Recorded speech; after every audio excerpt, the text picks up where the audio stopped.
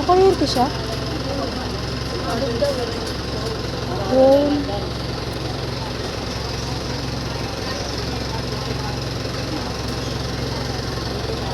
Buti na lang buhay siya, no? Pero may ano niya. May ano na yung katawan niya. Baka mamaya may mabalda niya.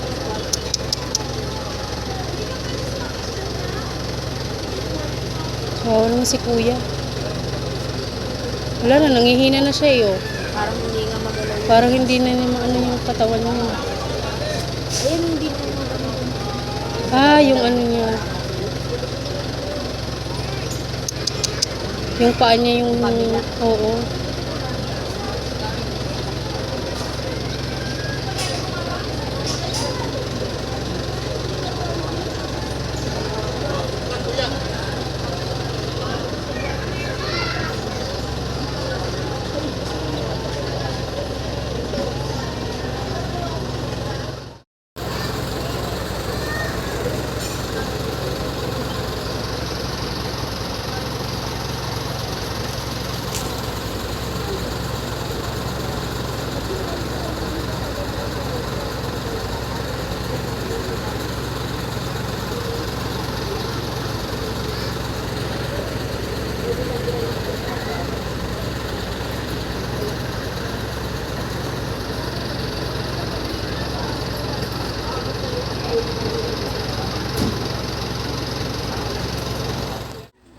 So, hi, hello mga best friends. So, eto nga na may taong nakuryente po dito sa amin. Kasi habang nagluluto ako, may sumabog. So, akala ko kung ano lang yung sumabog.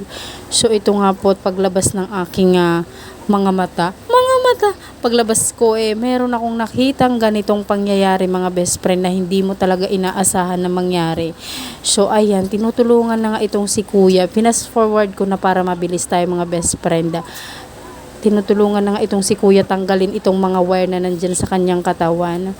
Actually mga best friend, buhay po si kuya, praise God talaga, thank you Lord at buhay po siya. Pero parang na ano po yung katawan niya kasi hindi na po niya maigalaw. Nangihina po siya dahil nakuryente po siya. So ayan mga best friend, sinasabi ko sa inyo, hanggat tayo nabubuhay sa mundong ito, talagang i-enjoy natin yung ating mga buhay. Wag puro tayong mga nega, wag puro ano yung iniisip natin, wag puro chismis, charing.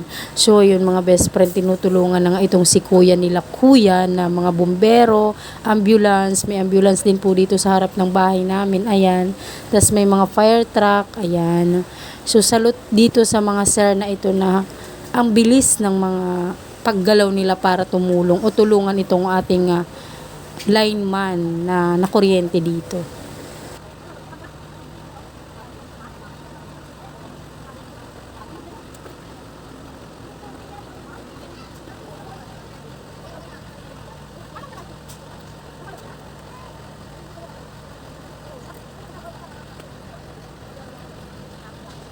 So, ngayong umaga lang po ito mga best friend nangyari, January 13, 2024.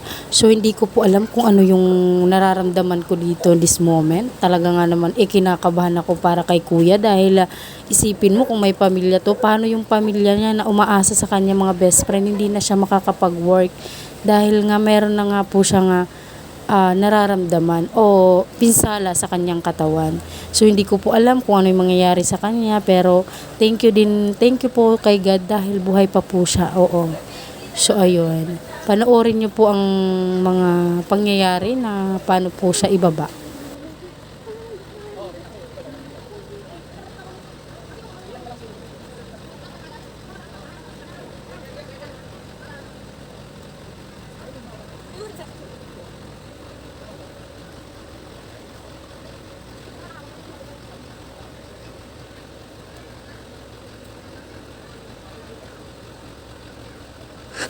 So ayun mga best friend, na ibaba na nga po si kuya. Medyo talagang nangihina po talaga si kuya. Tingnan nyo naman po, oh.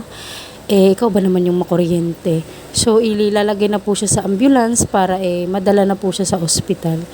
Thank you Lord dahil buhay po siya, at sana po mabilis po yung kanyang paggaling at patuloy po yung paggaling niya na lalo siyang gumaling, ganon. Thank you Lord talaga na buhay siya.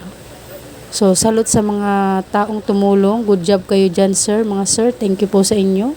Ayan, nandyan yung BFP, yung fire, yung ambulance. Ayan, yung mga taong nakikichismis lang. Charing. Dito lang po yan, malapit lang po sa amin. Paglabas po mismo ng gate, ayan lang po. Diba? Nakakaloka. So, hanggat nabubuhay tayo dito sa mundong itong ating ginagalawan, mga best friend, enjoy natin ang ating life. Huwag tayong ganon, charing.